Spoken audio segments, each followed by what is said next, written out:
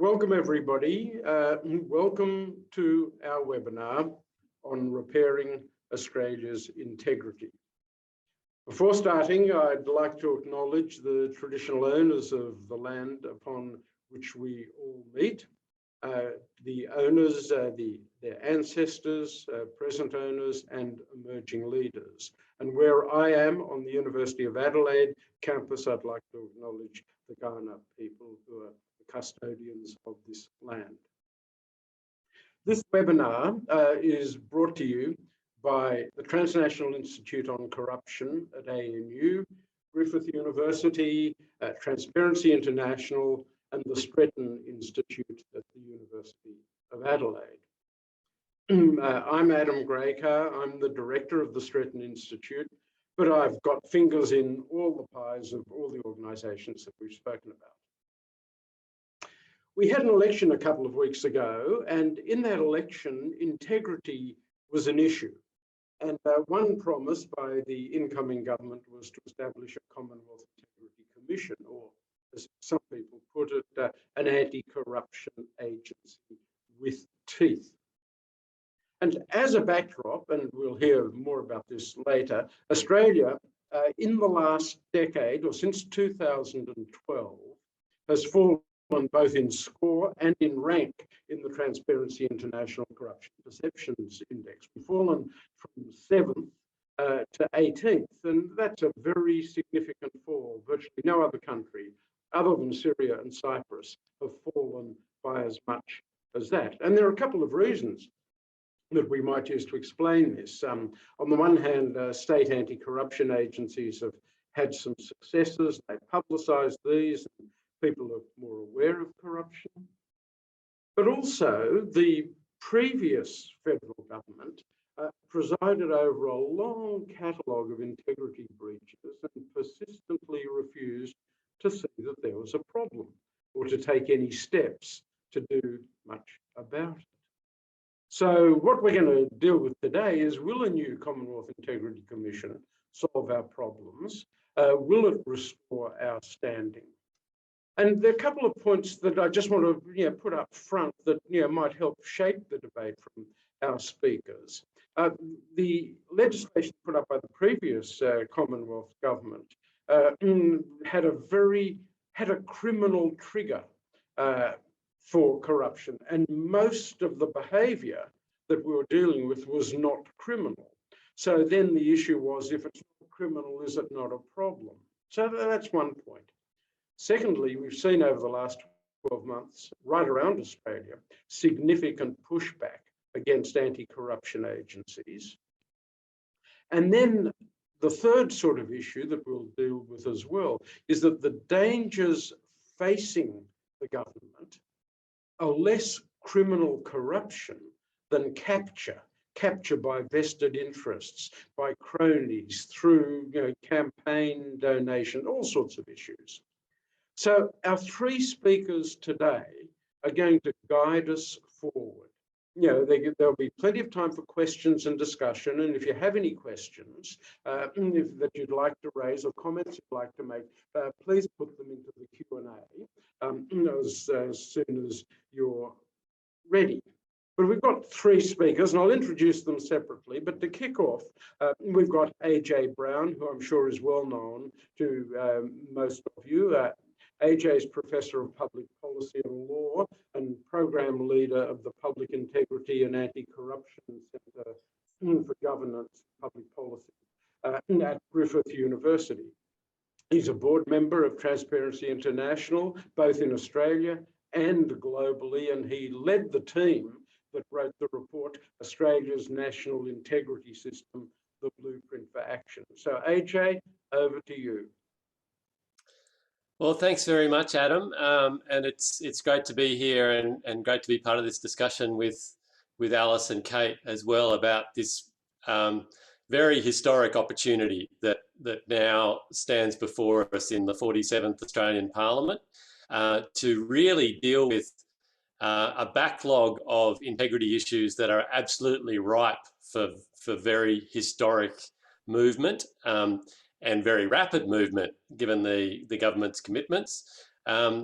But within a landscape, I think that is really important to understand both the national but international landscape of what integrity reform really needs to mean, what it can and should mean in this day and age and in this very, very historic opportunity, given the nature of the election campaign that's just been fought, given the prominence that public integrity has now achieved in terms of the landscape of public policy issues in Australia. So we can and should have very high expectations that the things that are done now will really turn a very significant ship around from going in a wrong direction into potentially going absolutely in the right direction, and again putting Australia back in the class of being a world leader on a whole range of integrity and anti-corruption issues. I wanted to share some slides and particularly to pick up on what you were just saying, Adam, about the international landscape. So just to pick up exactly on what Adam was just saying about the international landscape, the fact is that Transparency International's Corruption Perceptions Index, as Adam was saying, is the most widely cited internationally, but it also has recently been very much cited nationally as being a key indicator of how Australia is travelling. So when I mentioned a backlog of issues, what we know from Transparency International's Corruption Perceptions Index is that Australia has been sliding on this index, and it really is valuable, I think, to think about, well, why have we been sliding, and therefore what are the prospects of turning this around?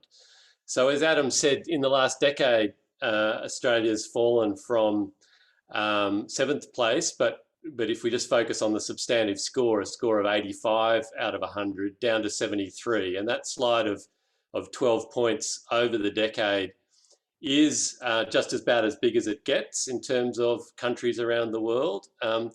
And we're not alone in having experienced that kind of a slide from being very high at the clean end of the index to sort of falling towards the second quartile.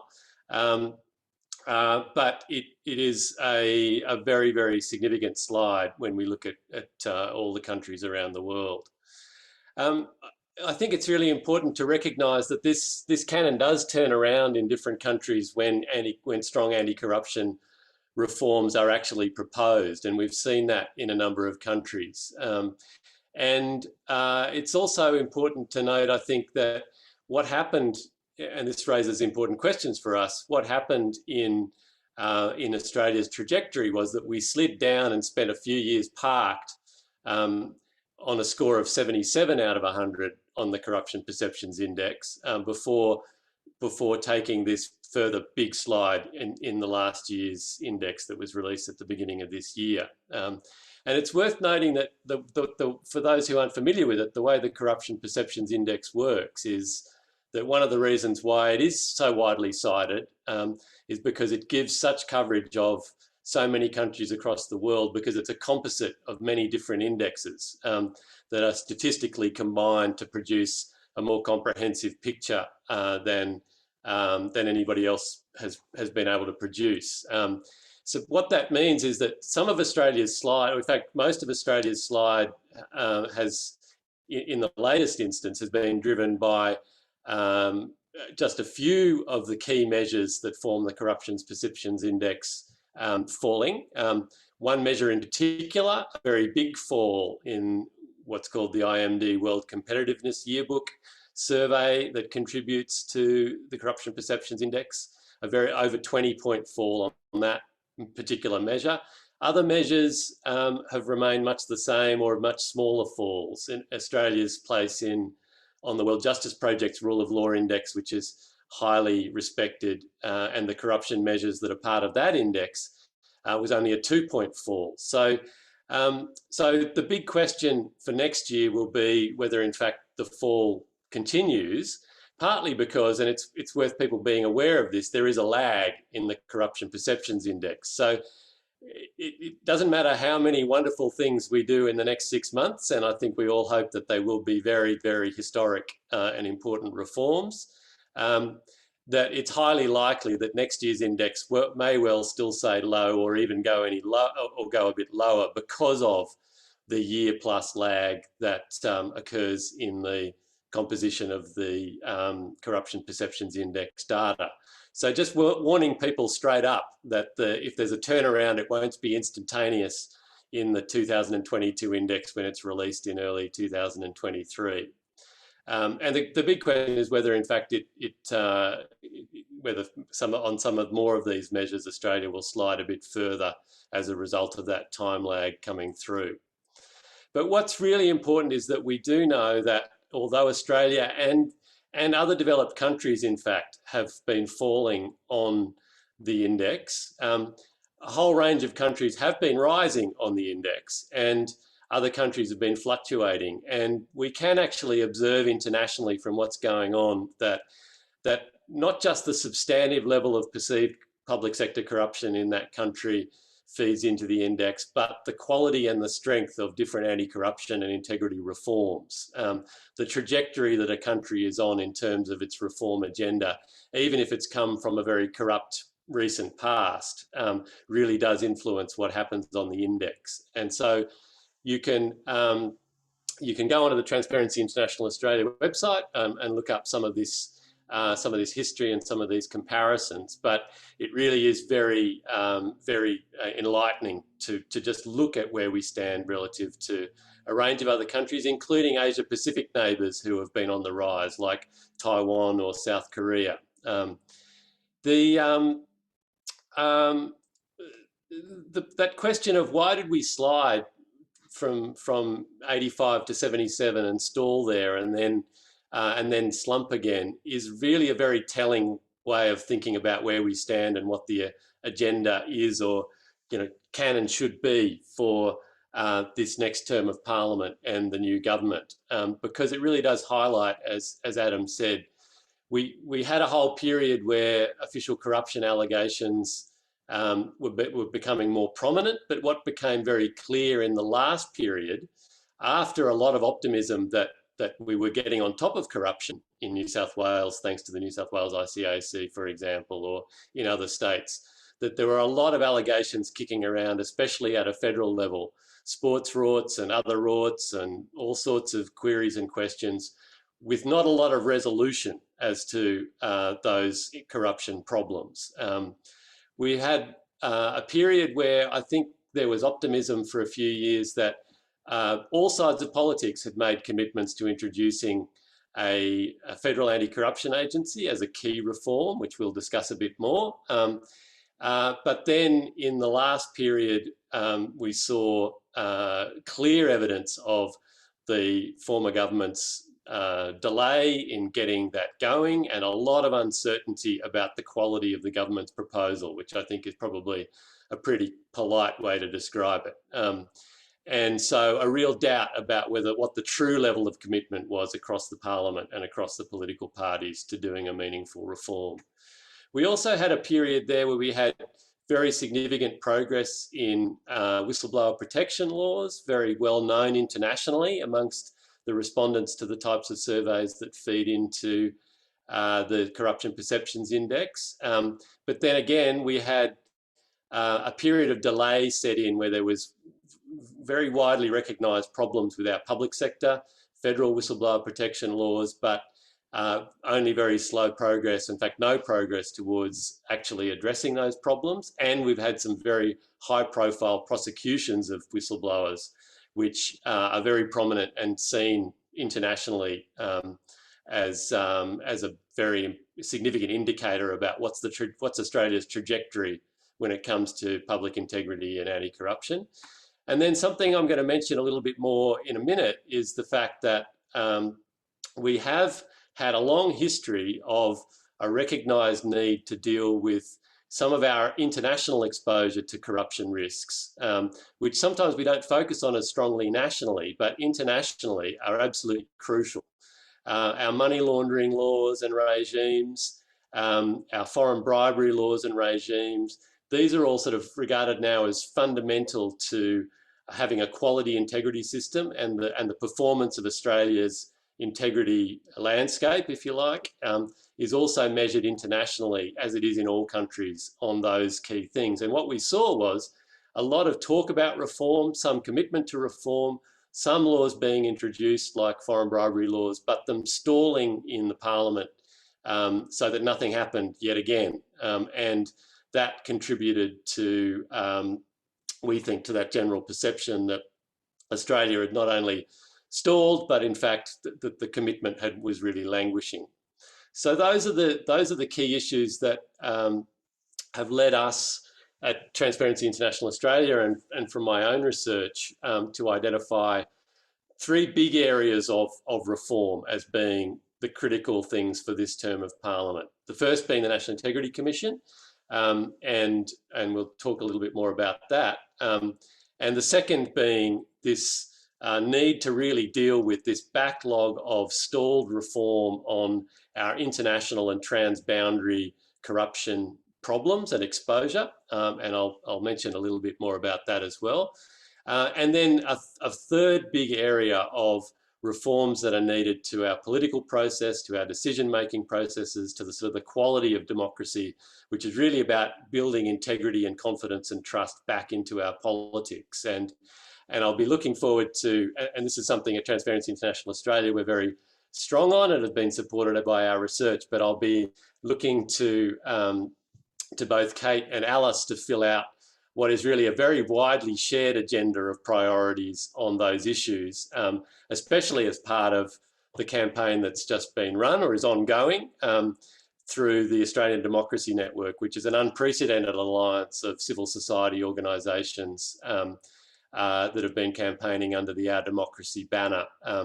And so Kate and Alice, also being heavily involved in that, will be really well positioned to speak in a bit more detail about that third area of priorities. But these first two areas of priorities are the ones that we at Transparency International Australia are really stressing as being really crucial in addition to that third area. Very briefly, just to give you an idea, and Transparency International Australia is just sending out, or has just sent out its integrity pack of priority issues to all the new incoming members of the 47th Parliament as the results are finalised. And this first issue, obviously, of a strong National Integrity Commission or a National Anti-Corruption Commission, as the Albanese government has called it in its election commitments, is, you know, the single biggest historic opportunity to end that stalling and get in place a really strong central anti-corruption commission for the country. But there's some really interesting and important policy choices to be made about making that a strong reform. And the three big issues that I just wanted to highlight for discussion is first, as Adam said, that we now have a shift away from the former government's proposal, which was quite an incoherent proposal, truth be told, that was based on sort of a bifurcated jurisdiction where for most of the public sector, only criminal offences that corresponded with corruption could be investigated, to a platform on which the new government's now been elected of a much broader scope of corruption, grey area corruption included, that would come within the purview of the Commission. So that's the first big positive step, and I think it's very important that the entirety of the Parliament get behind that approach. So that broad jurisdiction is really important. It's also really important if we're going to have a true pro-integrity or corruption prevention approach to what the role of this agency and other public sector reforms at a Commonwealth level can achieve. Because crime prevention is one thing, but really we don't want to wait till all the corruption reaches criminal scale before we actually start to address it and strengthen our systems to prevent it. So there is a huge new opportunity now in the new Parliament to actually get in front of the curve and follow through on things like the 30 review of the Australian Public Service and the building of a much stronger pro-integrity agenda, which relies on having a wider concept of what corruption is, in order to have a very good, strong concept of what integrity is that we're trying to build and protect and preserve. And the good thing is that many of those, the features of a much stronger pro-integrity regime are built into something like the Australian Federal Integrity Commission bill that was advanced by Helen Haynes, independent, before her by Cathy McGowan as an independent, introduced by the Greens in the Senate and passed the Senate.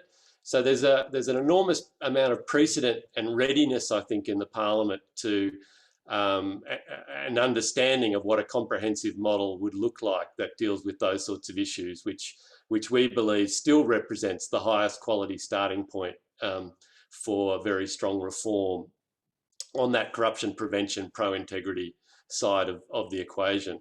So that's sort of big issue number one. Big issue number two is ensuring that it's a commission that has strong powers, a full Royal Commission powers, which is what everybody's promised, but which the former government's model did not actually contain. And that includes the power to have public hearings, but we really believe that, and our research, which Adam's been involved in, and many people through our National Integrity System assessment research, it shows that there really is an opportunity for the Commonwealth to set a new bar of what best practice for very strong powers, including public hearing powers, would look like, with also strengthened safeguards for due process and fairness and the protection of reputations where that's needed. It doesn't have to be one or the other. We can come up with new and better ways of managing and protecting all of those interests without compromising the ability to have very strong, transparent powers on the part of an anti-corruption commission. So again, what our research shows is that something like the Helen Haynes bill was sort of getting towards that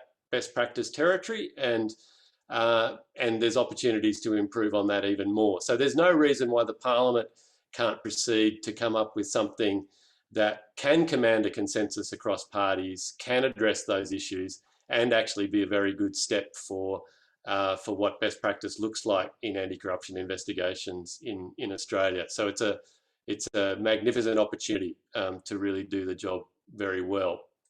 The third really important highlight, I think, of this opportunity is to fix some of what was being proposed by having a National Anti-Corruption Commission or Integrity Commission model, which is truly accessible to everybody.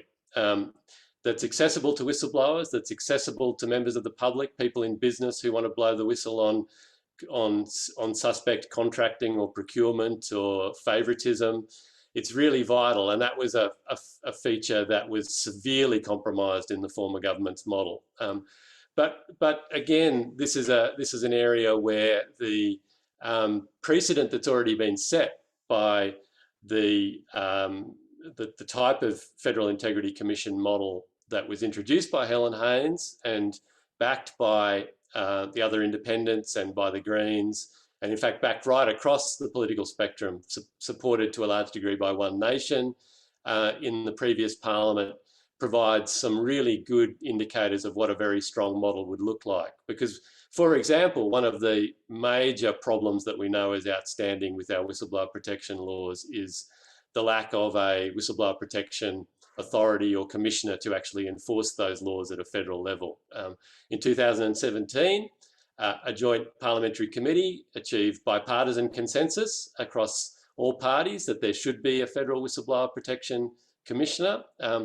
That concept is actually built into the model of a Federal Integrity Commission, which has had the support already of so many of the independents and the Greens, and which passed the Senate in the last Parliament with the support of the Labor Party. So there's been a very high bar set now for what a really strong model can and should look like, which, as I said, can provide a very historic opportunity to actually bite the bullet on some of these overdue reforms in a much more comprehensive way than perhaps we might have thought about 2 or 3 years ago when this debate started out. So just before moving to to Kate and to Alice to talk about that whole third area of reform priorities. I just wanted to really emphasise this second set of reform priorities that I already introduced briefly before. It's very easy to think about ourselves as an island. We are an island. We are the world's largest island continent. But the fact is that in recent months, the Ukraine war, the chasing after Russian kleptocrats, the realization that global instability is fed by corrupt regimes, and that that corruption then flows to all parts of the world in the form of money laundering, in the form of the hiding of stolen assets, and that even within our own country, the laws and the rules and the infrastructure, if you like, of corruption exists in a way that makes corruption easier when it's easy to hide the proceeds of corruption or other organised crime in real estate. When our anti-money laundering laws have been shown to be so weak, as we've seen with the successive inquiries and royal commissions into Crown Casino, for example, Crown Casinos and other casinos, for example. So there are three big areas where we know we're overdue to move to get ourselves up to world standard, reasonable best practice in terms of the strength of our laws. And given that we've been moving too slowly on these areas of reform up until now, and they've been stalling in the Parliament, there really is no excuse for this next Parliament not to fix up our basic infrastructure, remove that sort of corruption infrastructure out of our current laws, so that as we get the National Anti-Corruption Commission up and running, and as we start to see better integrity reforms flow through into politics and into electoral law and into Parliament, we've actually removed the ability for basic things like our financial system, like our real estate system, like our company registration systems and the ability for people to have secret shell companies. Those sorts of things are basically removed out of our system so that corruption can't occur with the ease that it's been able to occur in the past. So that gives you, I think, some idea about, both from our research, but also from Transparency International Australia's perspective, what the reform priorities really are now. But as I said, we share with many, many organisations now a common commitment to reform across all of those areas, international ones being in Transparency International's special concern, but certainly the National Integrity Commission and a whole suite of other overdue reforms at a federal level in terms of strengthening the quality of our democracy right across the board. So it's a great privilege to hand over, Adam, back to you to introduce Kate and Alice to talk about our shared commitment to many other areas of reform. Thanks very much, AJ. Thanks for that overview and the very perceptive way you've handled the issues. Well, I want to hand over now to Kate. Kate Griffiths is from the Grattan Institute. She's a Deputy Program Director for Budgets and Government. And she's published a huge amount of stuff on a range of integrity issues in Australian politics, including lobbying and political donations. Kate, over to you. Thank you, Adam, and hello, everyone. I'm joining you from Wurundjeri lands in Melbourne today. And it was a great introduction, AJ, to the whole integrity scene. And I think when people think integrity, they think the Federal Integrity Commission and that missing piece that's been missing for so long now. It was rightly a major focus of the public eye and of the recent federal election campaign. But I think a lot of the public's concerns around how politics is done and how our democracy is functioning are not necessarily going to be fixed by an integrity commission alone, which isn't to say that we don't need one, we absolutely do, but it is essentially, or I see it as being a last line of defence.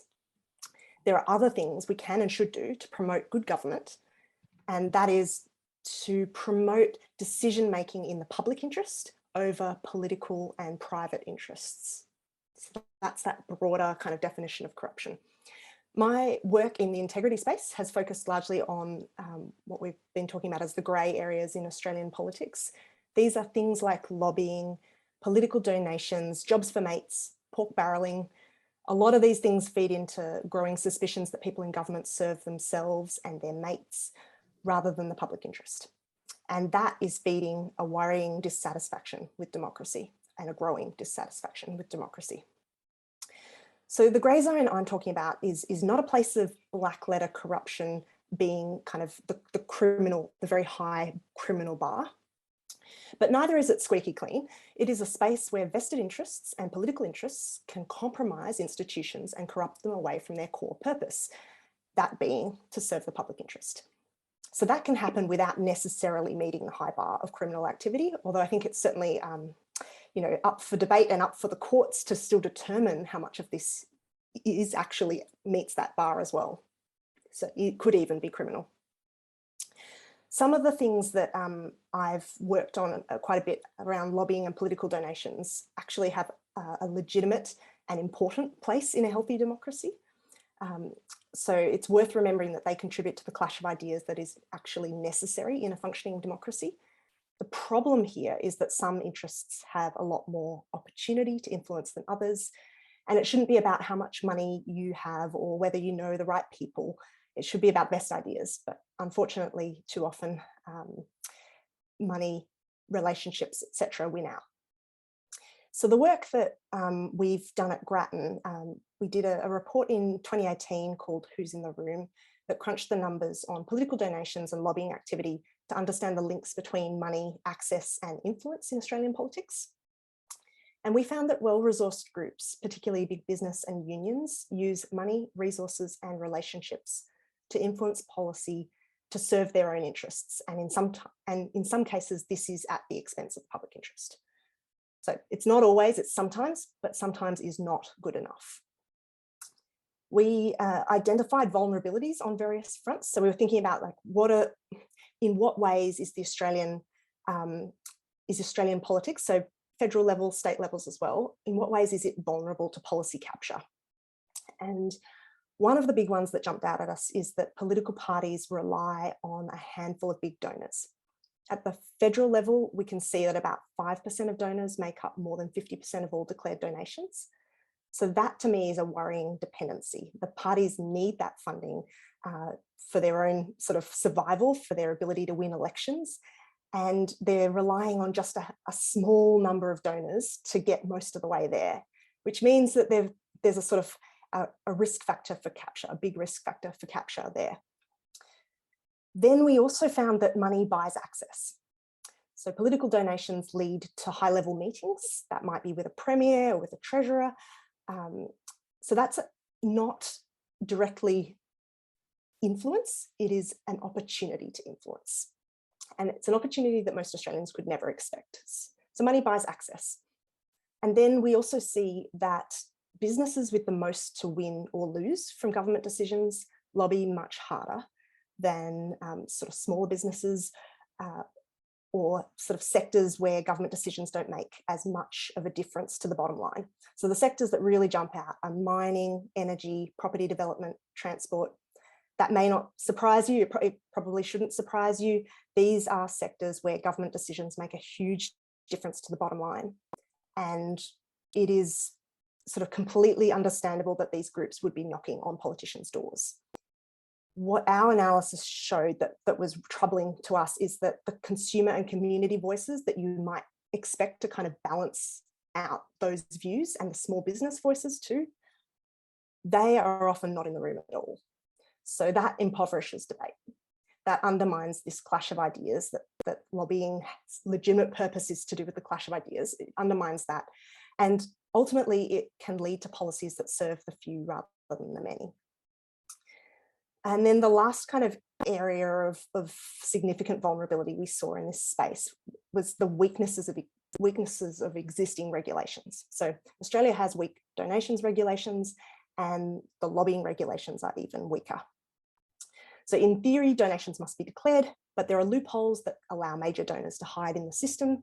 and there are big delays in declarations. So voters won't have the information on who's backing our political parties when they actually cast their vote. It only comes out long after an election. So that means we don't have, elections can't even function as a check on that sort of behaviour. Then when it comes to lobbying, there's almost no visibility at the federal level of lobbying activity. We don't know who our ministers meet with. We don't know who has behind the scenes access to knock on doors in Parliament House. And that lack of information can actually make it particularly hard for smaller players to know when the issues that they care about are up for discussion. A lack of transparency skews power towards the well-resourced groups that have the time, the money, and the relationships to be in the room when it counts. So looking at all these vulnerabilities, we made a series of recommendations to improve transparency and accountability and to boost the opportunity for a broader range of voices to have a say in policy debates. Among those recommendations, we want to see more timely donations information. We want to see publishing of ministerial diaries. We want to see spending caps during election campaigns to help level the playing field. But there's a lot more to that, and I'll leave it to Alice to talk more on that, because many of these recommendations are part of the Our Democracy campaign that AJ has spoken about as well. I just wanted to also mention that this year we'll be releasing a new series of reports that look at misuse of public office for political gain. So this is focusing on jobs for mates, pork barrelling, and misuse of taxpayer-funded advertising. And they've been some of the most prominent integrity concerns in recent years. So our work is looking at what the new federal government can do and what state governments can do to clean up appointments processes, grants processes, restore trust in public institutions fundamentally.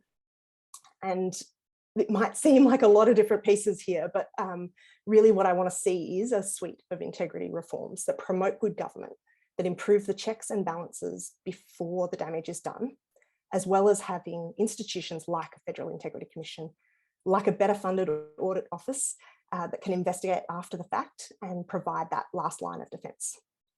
Now, I'd expect that a Federal Integrity Commission with that broader scope that AJ was talking about would still be only dealing with the worst examples in the grey areas that I've been talking about. So we will need these complementary reforms to promote decision-making in the public interest if we're going to really address the public and the Parliament's concerns about integrity. I might leave it at that for now, but I'm really happy to jump more into any of those spaces.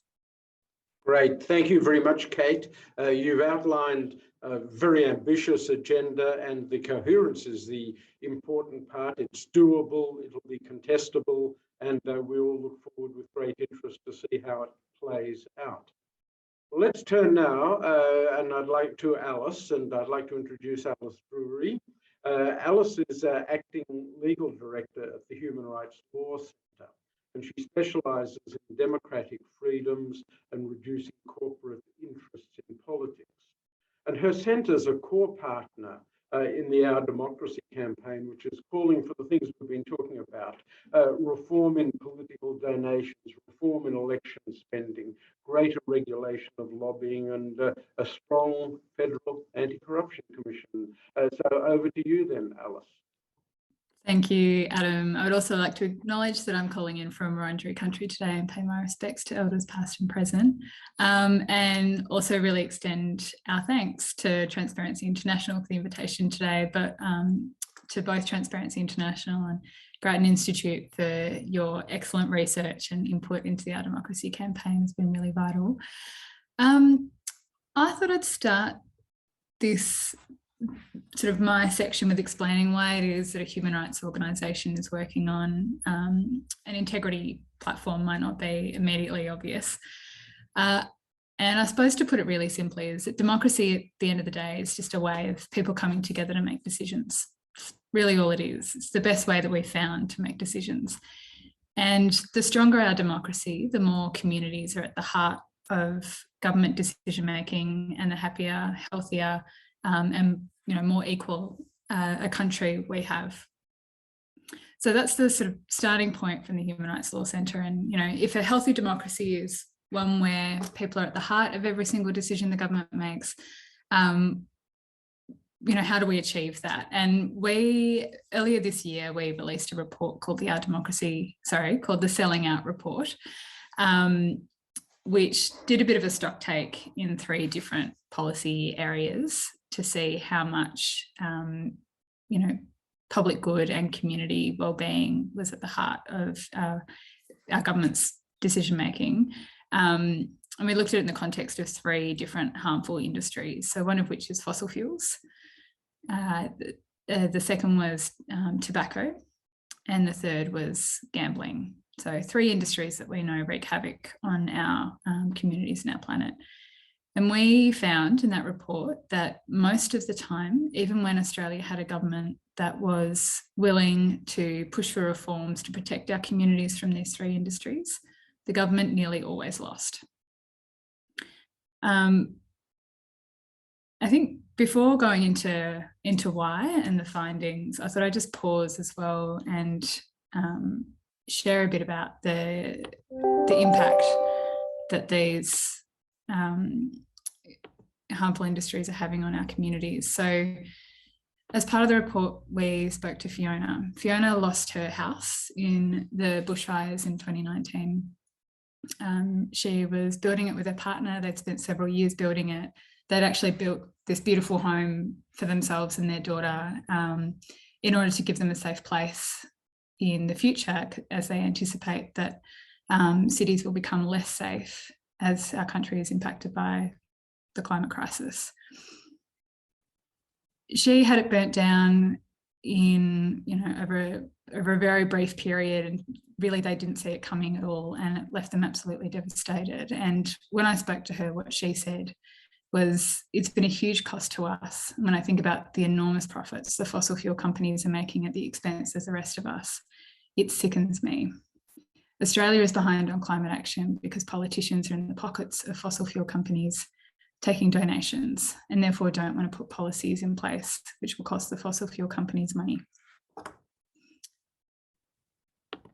We also spoke to Graham. So Graham had his first cigarette at 13, and about 40 years later, he was diagnosed with tongue cancer. They've managed to, through operations and chemotherapy, remove the tongue cancer, but he's also been left with irreparable lung damage. When he spoke to us, he said, I liken the tobacco industry to your illegal drug dealers who peddle their wares to the weak and vulnerable public for a profit, knowing it's going to get them addicted and eventually kill them. So just to sort of bring it back to that, like, we can measure the impact of government integrity in terms of lives lost in communities to natural disasters and families ripped apart by addiction. And the way that these harmful industries are managing to block reforms that will protect our communities is really through 3 levers of influence, which have already been prefaced by Kate. First of which is through political donations, which of course buys influence with politicians. Second of which is by developing deep relationships with politicians through lobbying and also hiring former politicians and their staff. And the third of which is to launch public attack campaigns, typically through front groups. This is usually a last resort when a harmful industry is facing a government that wants to regulate them. But we've also seen that the mere threat of a public attack campaign can be enough to convince a government to change course. As AJ mentioned, this is a really optimistic time. We have an opportunity, I think a once in a generation opportunity to turn this around. And the 2 things that we need are law reform, of course, which we're focusing on today, but we also need to change Australian culture. And in order to do that, we have done 2 things. So we've started a campaign, a movement called the Our Democracy campaign, which AJ and Kate both mentioned and have been a part of. The Our Democracy campaign is headed up by the Human Rights Law Centre, the Australian Democracy Network and the Australian Conservation Foundation, but it's a movement of 12,000 people and 35 civil society partners. So it's much bigger than those 3 organisations. And we've rallied around a set of solutions, what we call the Framework for a Fair Democracy. The framework is a little long. It has 11 asks, but what we've done is sort of group them together. Perhaps I'll share my screen again, actually, just to show everyone. So group them together in a way that we hope tells a really compelling case to the public. So there's 3 central asks, the first of which is to stamp out corruption. The second is to end the cycle of cash for access. And the third is to level the playing field. So under each of them, I'll pause on stamping out corruption. So the most obvious step with this is, of course, creating a strong Federal Integrity Commission. And we're really delighted that we're on the path to that, thanks to the Australian voting public. And, you know, Labor has, of course, said that they're committed to one by the end of the year. We're also in pretty good stead for a code of conduct, and seems like that will be a likely win in the coming, potentially a year timeline on that.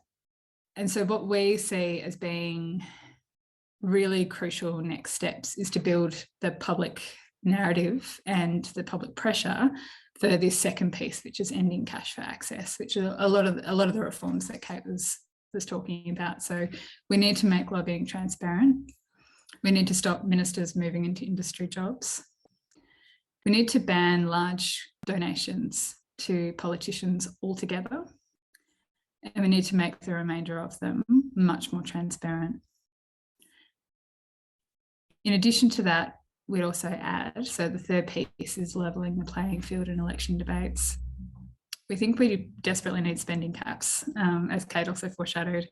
Without spending caps, we're going to see the continuation of big money dominating our election debates. And look, Clive Palmer wasn't successful this time, but he's only one billionaire, and you know, he could be more successful next time, or there could be someone just like him coming along and just completely dominating our airwaves. So that's a kind of very high level overview of the reforms that we're going to be prioritising over the next couple of years. We do see the opportunity for quick wins. As I mentioned, you know, Federal Integrity Commission's on everyone's lips. Code of conduct is not far behind. Donations transparency is something that Labor has already committed to, and we think we could get success on quite quickly. The place that we need to do the most work, though, is in taking the public on a journey when it comes to lobbying reform. So transparency in lobbying is vital. So much influence is peddled in secret in the halls of Parliament, but we haven't done enough yet to make that front and centre of people's minds to really put that on the agenda.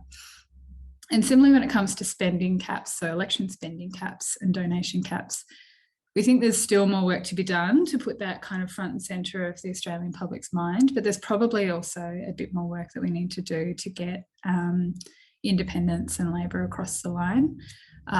Both of those areas from a policy perspective are quite complicated. Very happy to talk about the minutiae of all of that if questions come up. But in terms of our focus over the next year, it will be really leveraging off the success, fingers crossed, success of the Federal Integrity Commission and donations transparency in order to build up to these cash for access reforms that we see as being really vital to reducing corporate influence in our politics and putting our communities back in the centre. So that's a very kind of brief overview, but Adam, I'll throw back to you.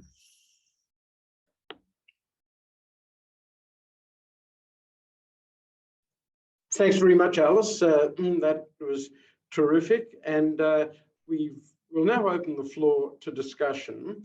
I've got 3 questions that I'll sort of preempt a little, and we'll lay them all out to start with. And I'll just remind participants that you know, please put your questions or comments in the Q&A box.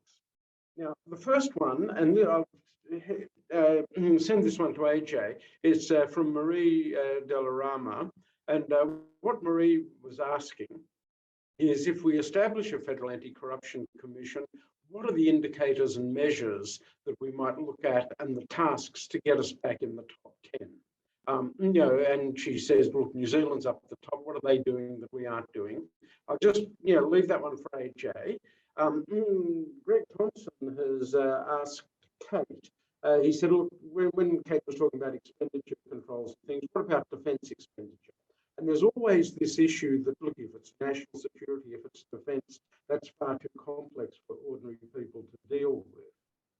And thirdly, Howard Witten has a question clearly for Alice, but I'll also invite others of you to comment. And what Howard has asked, he said, look, will the new Anti-Corruption Commission, you know, should it regulate lobbying of MPs?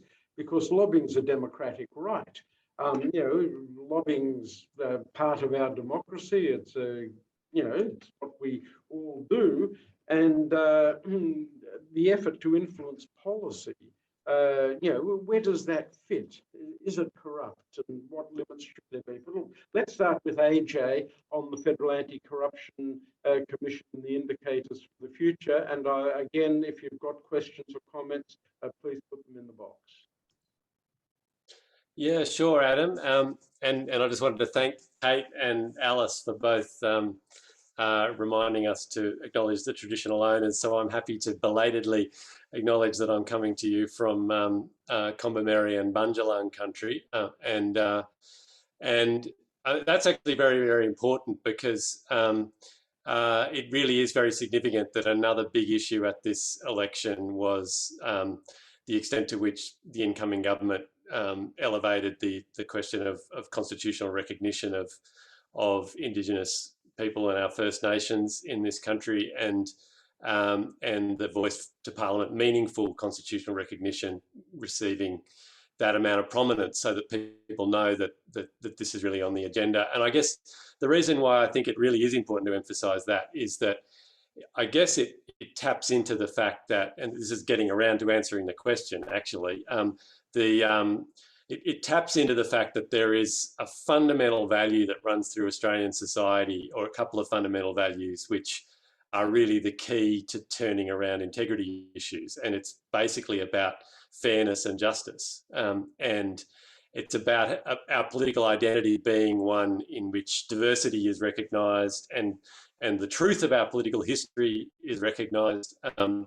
But also fairness and justice are prioritised. And I guess this is a long-winded way of saying what will turn the overall assessment of whether we're tracking correctly on corruption and integrity around is whether there's a genuine feeling amongst both people who are observers of Australia's performance, but more importantly, the Australian community itself, as to whether we're actually reinforcing or reverting to or building a stronger political system which really delivers fairness and justice. And so it's not just about, are we catching real crooks through criminal investigations into really, really, really bad corruption. As Kate said, that's, you know, we've got to have anti-corruption bodies that will do that, and some state bodies have shown that they can do that, and we want a federal agency that can do that when that's necessary. But that in and of itself will not actually deliver reforms where there's that confidence that we're turning back in the direction again of the type of democracy and the type of society we want to be, where fairness and justice prevail to the extent that we want them to prevail. So what I think is interesting about these reforms will be that we know from the research that we've done at Griffith and in partnership with Transparency International, using surveys like the Transparency International's global corruption barometer, that people form their view of corruption being a problem not based simply on whether money's being stolen or not, or bribes are being paid. They base their assessment on whether decision-making is being corrupted on all the things that Kate and Alice were talking about, as well as whether money's actually being stolen or bribes are actually being paid. And in fact, if anything, people recognise that undue influence, that feeling that favours are being done for particular industries or particular people based on networks of influence that most citizens don't have access to, that is the biggest single sort of category of people's concept of what corruption is. And so it should be, because that's what undermines a system that is based on fairness and justice. I think what New Zealand's got, so I think once there's some confidence that we're not only catching the crooks, but we're actually moving to strengthen our overall system to address that, then we will see the indicators turn around in terms of trust and confidence. We should be able to see that. And so it should flow through to our position on the Corruption Perceptions Index and other indices. But I guess getting to the analogy with New Zealand and indeed some other countries at the top of the Corruption Perceptions Index is really interesting. I think New Zealand gets away with still having a broad sense that it is tracking pretty well as a system which is delivering fairness and justice. It's not a bad country to live in. But it actually, I mean, I think we know that it is always at risk of suffering from the same sort of complacency problem that Australia has suffered from and Canada has been suffering from, and it's now sliding. That the US is a totally different galaxy of its own when it comes to integrity and corruption. But there are a number of countries where the complacency problem is real. I think New Zealand responds to the risks of its own complacency a little bit quicker in at least small portions than other countries, and certainly than Australia has. And so it's been able to manage its reputation better. But not for one moment does that actually indicate that New Zealand doesn't have the same problems and challenges as us, for sure. And what's significant, though, I think, is that, you know, things like New Zealand has moved faster to fix its anti-money laundering regime than we have. New Zealand does actually guarantee the financial independence of its integrity agencies better than we do. There are a range of things that it's very smart. The New Zealand government's very smart about doing that help keep it where it is, even though we do actually know that it suffers from many of the same corruption problems that we do. Thanks, AJ. Kate. Defence expenditure. So, I mean, I think this is an interesting area because expenditures in defence has obviously been growing really fast. It's a commitment of both major parties to spend a substantial percentage of GDP, possibly to spend faster than it can be well spent. But I think there's a whole bunch of different sort of issues jumbled up under that banner. There's the inefficiency or the efficiency or inefficiency of that expenditure. There's the administration of that expenditure and the potential for maladministration mistakes to be made. And then there's the kind of corruption side of things, potential for, I don't know, contracts for donors or spending for political purposes by locating procurement by using sort of marginality of electorates or particular electorates as a focus for major spending or major procurement decisions. So I think there's a whole bunch of different issues that could come under the banner of defence expenditure. As far as the integrity space goes, I mean, it's really more that corruption end of the spectrum for this discussion. But I think there's a couple of elements there that we have considered as part of whether we should be looking at it in our series that we're publishing this year. And we've decided not to sort of touch on it just briefly in that series, but instead to kind of look at it maybe down the track as a bigger piece in the future and probably focused around procurement rather than defence specifically, but procurement being a major component of defence expenditure. So I hope we'll have more to say on that in the future. But as far as what I would hope a new Integrity Commission could help on this front, in the sense that when it does come to corruption, when it does come to things like contracts for donors, if there's systemic problems there, if there's the opportunity for whistleblowers to come forward there, then we might see some investigations in that space. But for now, it's not something that Grattan has done deep work on. No, but you've highlighted the importance of procurement and integrity in procurement, and that's a very important thing. Alice. Thanks, Adam. So I think the question was sort of a two-parter, the first of which was like, should we regulate lobbying? And the second is, how should we regulate lobbying? Look, I totally agree. Lobbying is not only legitimate, it's essential to the proper functioning of a democracy. Constituents are entitled to be heard by their elected representatives, and consultation leads to better decisions. So our problem is not with lobbying per se. The problem in our politics is that our system of lobbying is a highly uneven playing field. And the reality is the vast majority of meetings are with industry rather than with community groups able to represent public need. And this is illustrated nowhere better than in Grattan Institute's Who's in the Room report. So yes, I would say we absolutely need regulation of lobbying, and it should be focused on transparency. We are entitled to know who is meeting with our politicians in order to influence their decisions. And I think this is, at the moment, our laws are so weak that it's just really, lobbying is just such a black hole. We don't know who's trying to influence them in reality.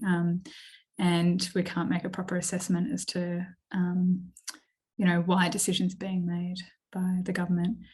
The second part of the question is, how should we regulate, or who should regulate lobbying? Absolutely, it could be with the Federal Integrity Commission.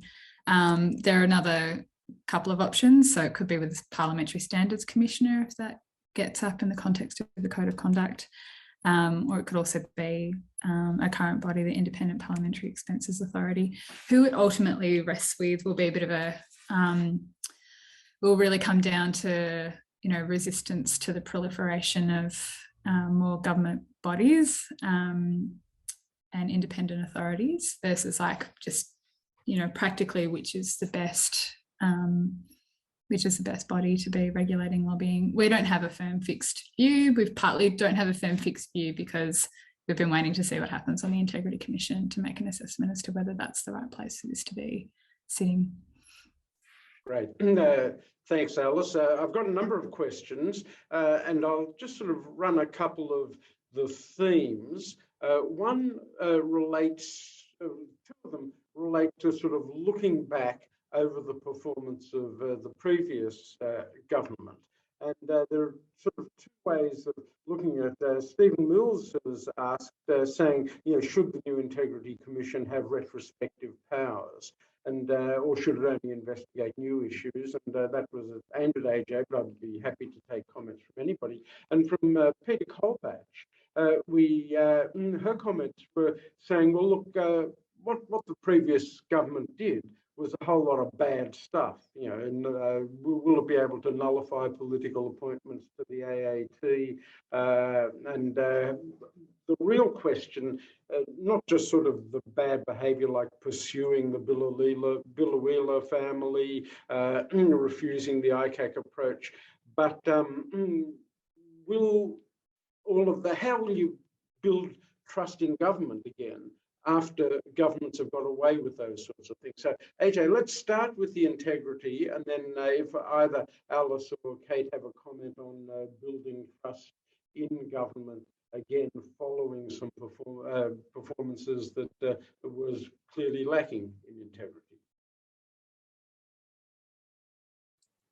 Yeah, I mean, I think there's a basic level of retrospectivity that will go with any commission and should go with any commission.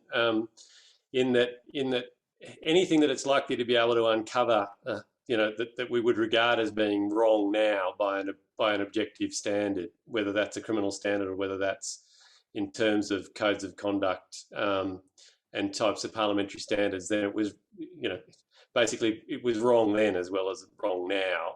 So if it needs to be looked at, if there's a public interest in looking at it, then an independent commission should be able to have the discretion to be able to look at it. What's really important is that we don't that we don't set up a body that immediately starts engaging or is being asked by the government to engage in retrospective political witch hunts, because most of what the previous government might be accused of having done, even if you regard it as having gone further down the slippery slope than previous governments, is on the same continuum as previous governments. And I think there's been a lot of slipping down the slippery slope in terms of a whole range of government practices that now have to be arrested. But the forces that are driving those corruption problems are not unique to one political party or another. And so there's a real, the Commission has to be able to basically say, look, we need to go for the issues that are going to strengthen the system. If there was definitely corrupt conduct on a hard measure, then chances are it was an abuse of office under the Commonwealth Criminal Code, and chances are it can be investigated. So I don't think that retrospectivity should scare people. I don't think it should be a problem. It's more a question of the Commission having the right independent discretion to decide what's actually in the public interest to investigate. But we don't want it to be, we don't want sort of tit for tat. We don't want it to turn into a sort of a tit for tat. The Commission will go after the former government, because all that will do is ensure that the next time a government changes, it'll be attacked politically by the other party. We see this internationally with the politicisation of anti-corruption agencies, and it's very, very important that this Commission get established in a way that rises above that. But I think the key is actually some of the things that Alice was just speaking about in terms of this concern about political behaviour and the politicisation of a commission like this really revolves around our sort of breaches of conduct and breaches of good standards of decision making by politicians in particular. How are they going to get, when do they come into the frame as being potentially corrupt? And because simply an allegation of corruption is enough to kill politicians' careers, and that's why democracy is so sort of susceptible to attack through these sorts of mechanisms. And we've really got to design a system which will be resilient to that sort of problem, which is why it really is a really significant development that thanks to the tragic circumstances of the revelations of poor conduct in Parliament House and sexual harassment and worse, and other types of poor conduct within the parliamentary sort of working environment. We've now seen with the Kate Jenkins review, and thanks to Brittany Higgins and to others, we now see what is an unstoppable shift towards having a code of conduct regime that governs parliamentarians and their staff, which has been resisted at a Commonwealth level for years, even though it's largely in place at a state level right across the country.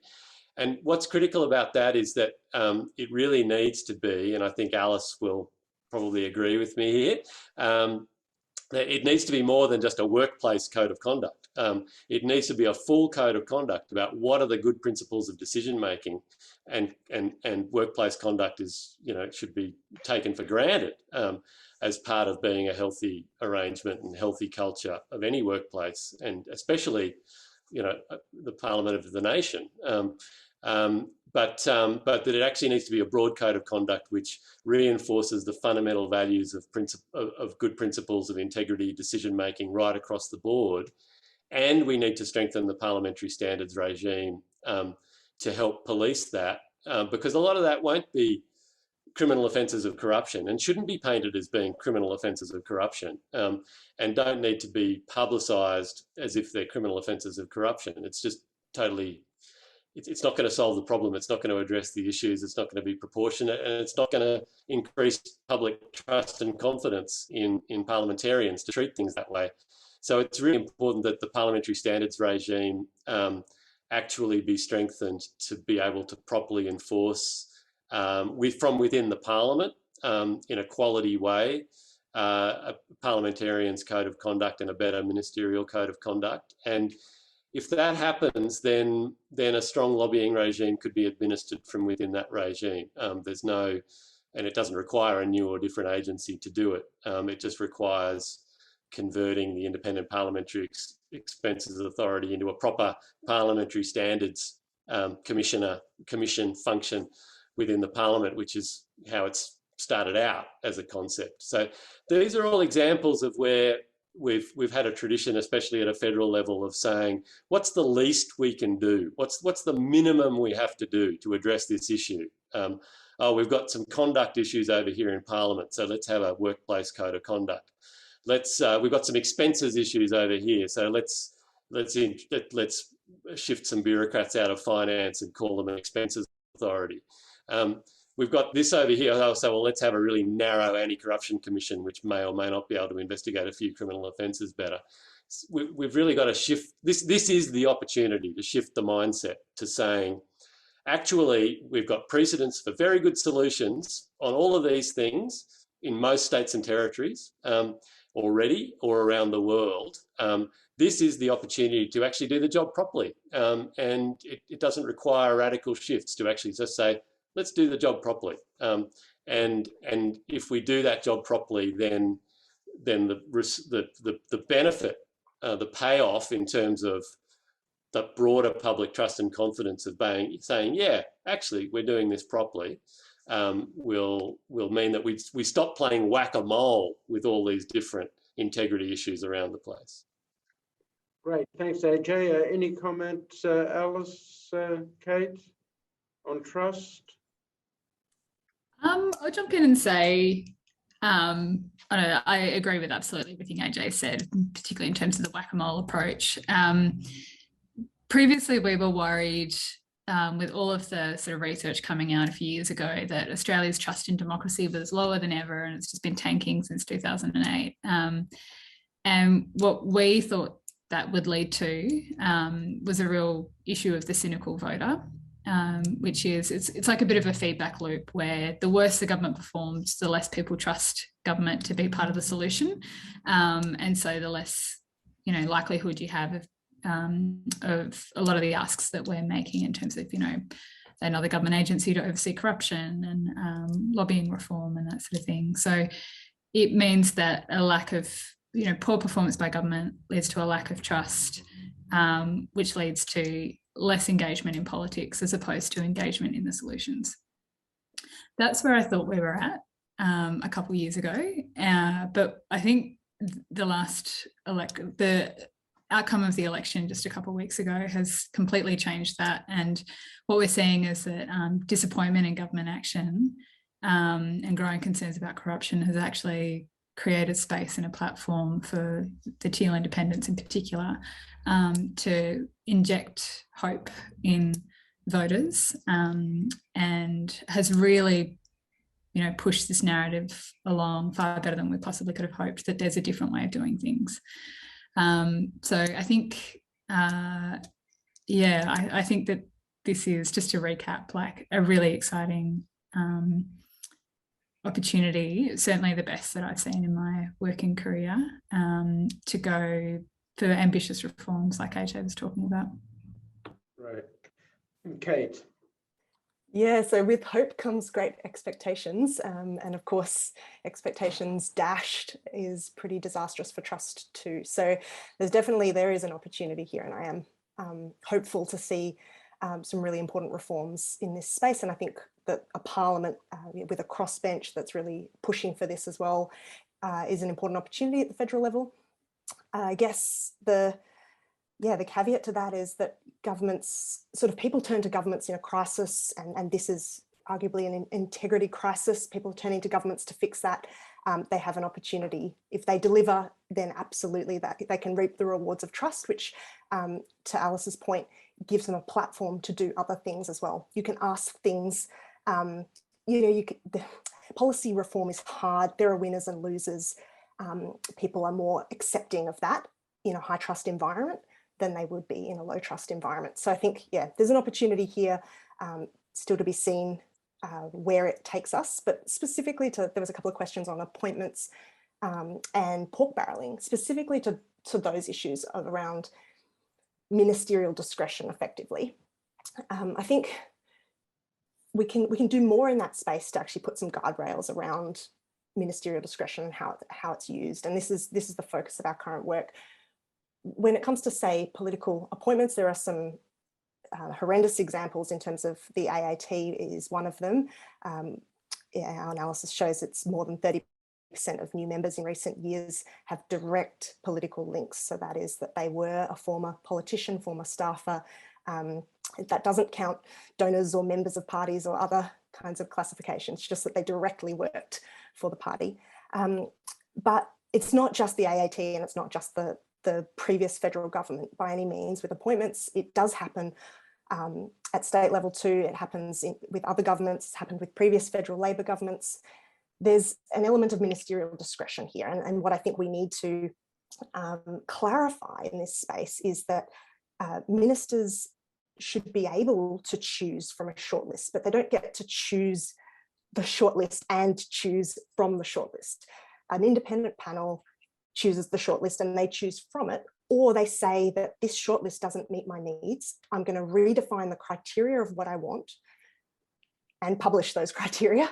And you advertise again and you go back around. And even just that point of advertising, you would think it's so obvious. And it is so obvious in every other space in the public sector, in the private sector. And yet for a lot of these appointments, we don't advertise them or anything. So we're not even getting the broader possible pool. So I think, yeah, you could advertise selection criteria, have ministers able to choose from an independent panel's shortlist, and if they're not happy with the shortlist, send it back for re-advertising effectively. And with pork barrelling, kind of a similar framework, that ministers should be able to, absolutely it is their role, should be able to decide that there's a pot of money here for this purpose. This is a grants program that I want to run to achieve X, Y, and Z. Here's my selection criteria. I get to determine those things, but I don't then get to pick grant recipients. That part is done by the public service. So it's just a separation here. The person who gets to decide what the criteria are and what the objective is and how much money is on the table that's where the ministerial discretion is. The actual execution of that is for the public service. Yep, look, that's terrific. And I think you've laid out a whole set of processes. Winning the culture battle and the political battle is probably more important than winning the process battle. I mean, one will flow into the other. Before we wind up, I just want to outline a couple of the other questions. We're not going to have time to discuss them all. We did have Howard Witten brought in another set of issues about pork barrelling and talked about how do we regard the unfettered exercise of ministerial discretion. And you started to deal with those issues, Kate. That's good.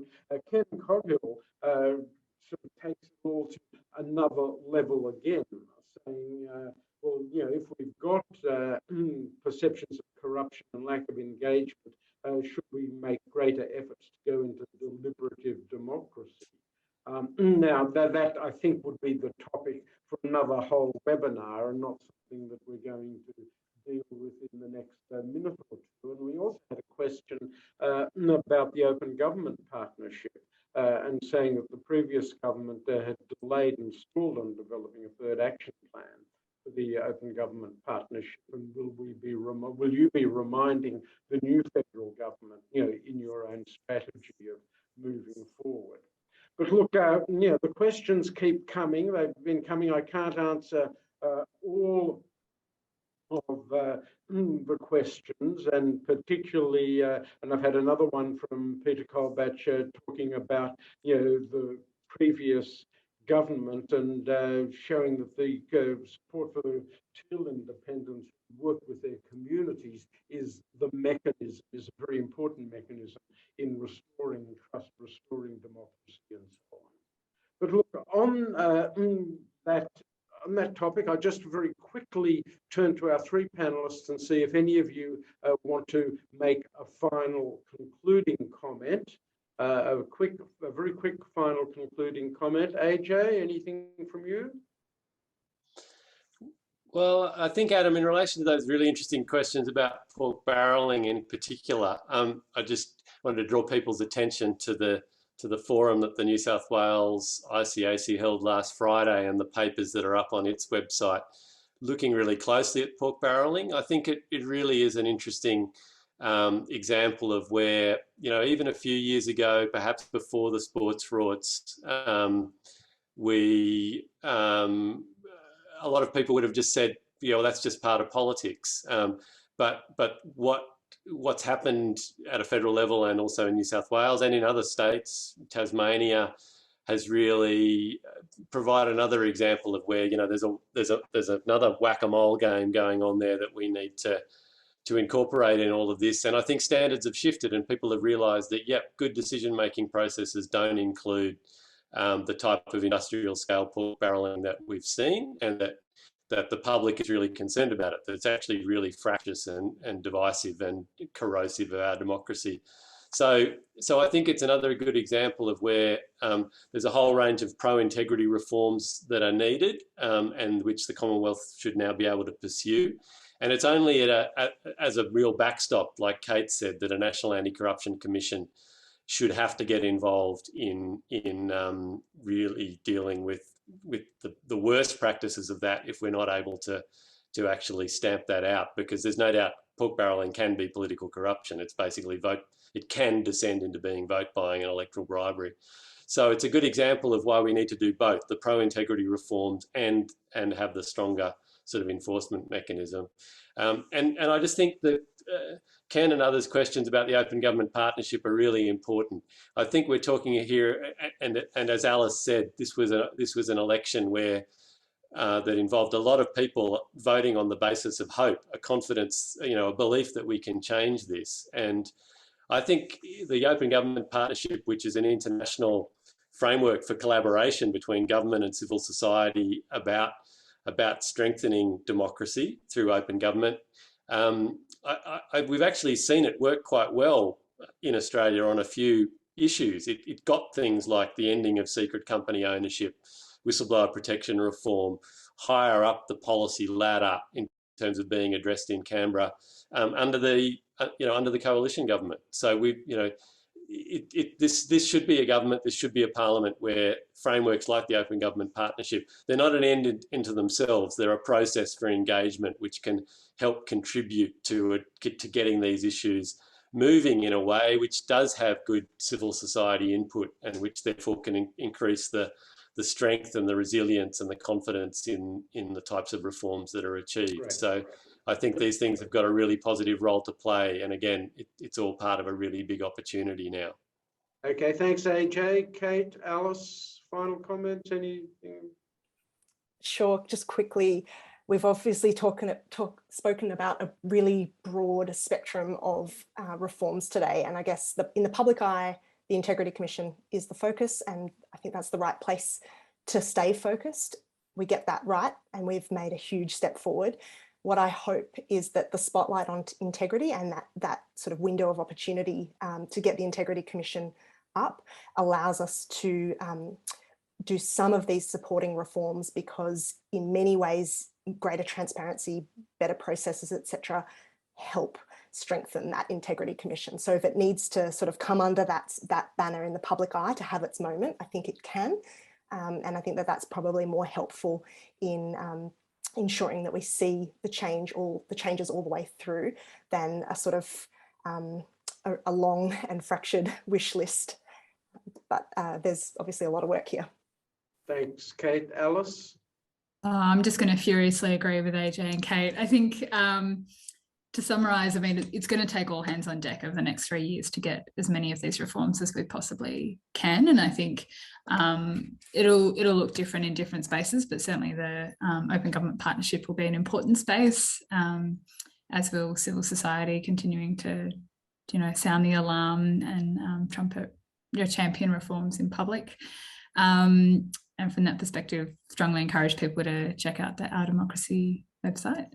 And I think just to hammer home as well Kate's point, Integrity Commission, excellent. We need to find a way of leveraging that so that we get reforms most importantly, donation caps, election spending caps, lobbying reform is really front and centre of our agenda at the moment. Great. Well, look, thank you. Thanks, first of all, to all who've attended this webinar. Thanks also to our 3 speakers. And we're delighted, and thanks on behalf of TRIC at ANU, of Griffith University, Transparency International, and the Stretton Institute. We can all come together, bring speakers together, and explore important issues. We've got a lot to go on with. So thanks all for attending, and the recording will be available very soon. Bye, everybody. Thanks very much, everyone.